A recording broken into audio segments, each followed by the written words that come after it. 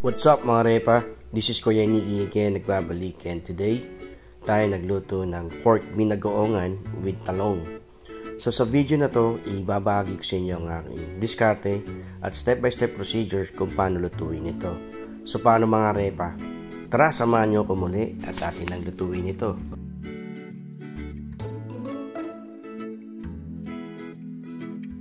Okay mga kaibigan, simulan na natin ang pagluto ng pork binagoongan with talong recipe. So ang first step na gagawin ko dito ay tayo'y nagprito ng talong. Sa pagprito ng talong, unahin natin siya ng patihaya, meaning to say yung may balat or yung skin, yun yung ilalapad natin sa ating kawali. In that way, mas malilesen natin yung pag-absorb ng oil ng ating talong. Now after 1 to 2 minutes, ating i-flip ito, or pagka lumambot na yung ilalim, mapipil nyo naman yan pagka ginulab nyo ng tong or anong pangluto na malambot na siya. Ngayon, ibaliktad nyo siya, tapos prituin nyo ulit ng 1 to 2 minutes, depende sa lakas ng apoy ng inyong lutuan. Now, pagka parang naging medyo mukha na siyang parang inihaw o yung ganyan yung texture, i-set aside yun na yan. Okay, ito na yung next step natin mga kaibigan. Isi-sear naman natin or ipiprito natin ng bahagya yung ating pork. So sa pork, ginamit ko dito ay combination of liempo at asin.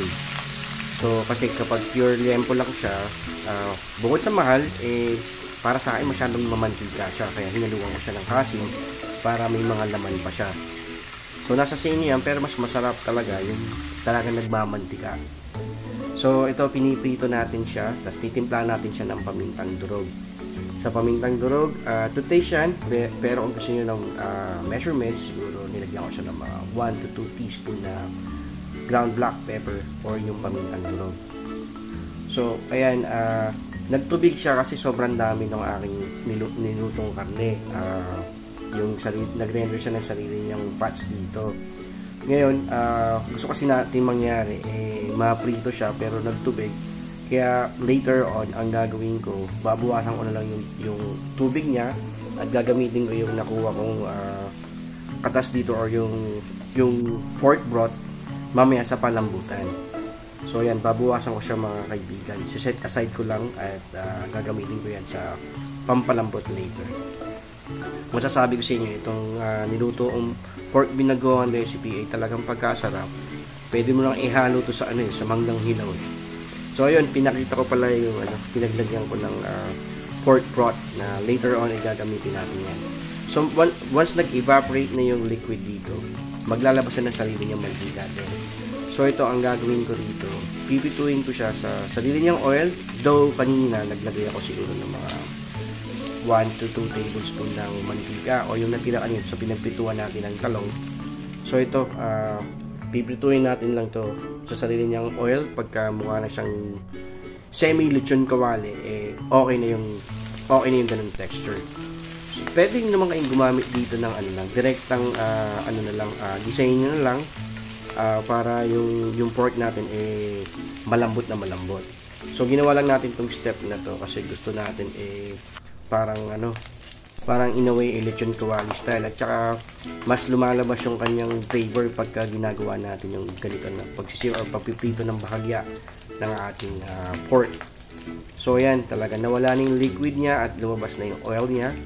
So pagka ganyan na yung itsura, atin na itong isa-set aside.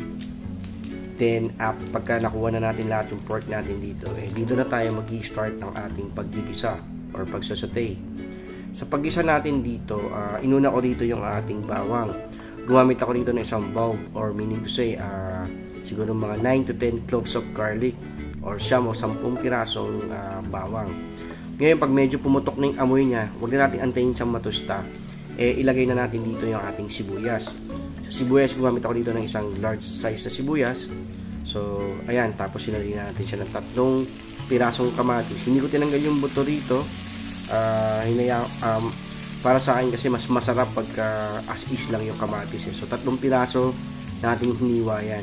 Now hindi na natin hintayin itong malanta ng todo kasi matagal naman ng palambutan natin at matutunaw din yan eventually. So ito, meron tayo ditong timpladong gisadong bagoong alamang. So, nilagyan ko lang siya ng mga 4 na kutsara or 4 tablespoon. So, depende yan sa nabili nyong ready-made na bagong alamang. So, kung inyong bibili naman kayo ng talagang hilaw pa o yung raw, kailangan nyo munang hugasan yun. So, ito yung nabili ko kasi medyo malakas yung alat at hindi siya masyadong matamis. So, sumortcut ako kaya bumili na ako ng luto nito sa palengke. So, pag ginisa natin yan ng mga couple of minutes, like 2 to 3 minutes, atin naman isalin na dito yung ating pork. So, further gisa lang tayo dito para talaga yung ating bagoong talaga humalo sa ating karne, pati yung ating pinanggigisa dito. So, take note pagka maglulutuin ng pork binagoongan, mas masarap pag nilalagyan ng kamatis. So, haluan nyo ng kamatis mga kaibigan kung gagamit kayo yan. Tapos ito, hinaluan ko siya ng 1 cup of water. Kasi palalambutin natin siya sa loob lamang ng siguro mga 30 minutes. Kaya malambot na siya. Hindi naman siya baka, kaya madali lang ang palambutan. Tapos naglagay ako dito ng vinegar, mga 3 kutsara. O 2-3 kutsara. Ang ginagawa kasi ng vinegar natin dito, nag-neutralize siya ng alat ng bagoong. So, mas lalo sumasarap. At syempre, napapaprolong natin yung lifespan ng ating pork binagoongan. Tapos yung kaninang sinet aside natin na pork broth or yung katas ng baboy, inalo natin dito. Ngayon, tinakpang ko to at pakukulang ko to sa mahinang apoy.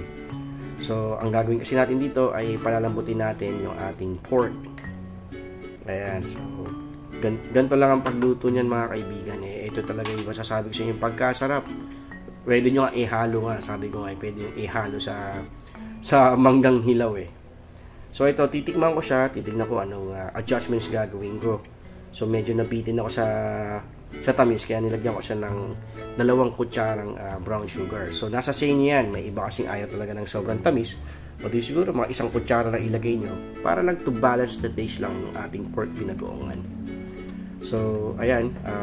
Hinalo lang natin kasi titikman natin kung ano bang adjustments o anong kailangan pang gawin para talaga makakuha natin talaga yung satisfaction ng panlasa natin. Ito kasi cravings to ng misis ko. Gusto niya ng pork binagoongan. Kaya ganito yung ginawa natin mga kaibigan. Now, para makuha ko yung umami taste, medyo kasi gusto ko makuha yung umami taste, kaya nag-add ako dito ng isang half na pork cube. Nor pork cube ang hinalo ko dito para dali natin talaga yung umami taste mga kaibigan. So, ganito lang yan mga kaibigan. Recap, 4 tablespoon na timpladong bagong alamang.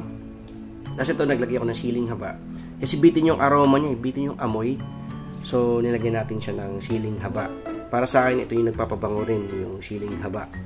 So, kung kayo ay mahilig sa maanggang, dagdagan nyo na ng siling labuyo. Tsaka dagdagan nyo pa yung siling green.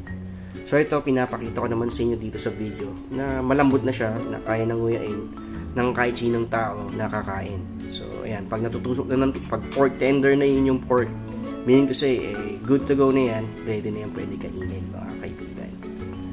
So, ayan, nagmantika siya. Hindi siya masyado nagmantika kasi hindi siya pure lempo. Hinalungan ko siya ng pork casing. Kasi ito, naglagay ako ng 3 siling haba para talaga yung aroma ng siling haba ay talagang sumipa sa ating pork binagoongan. So, kung biting dyan na mga kaibigan, dagdagan nyo na lang ng sili.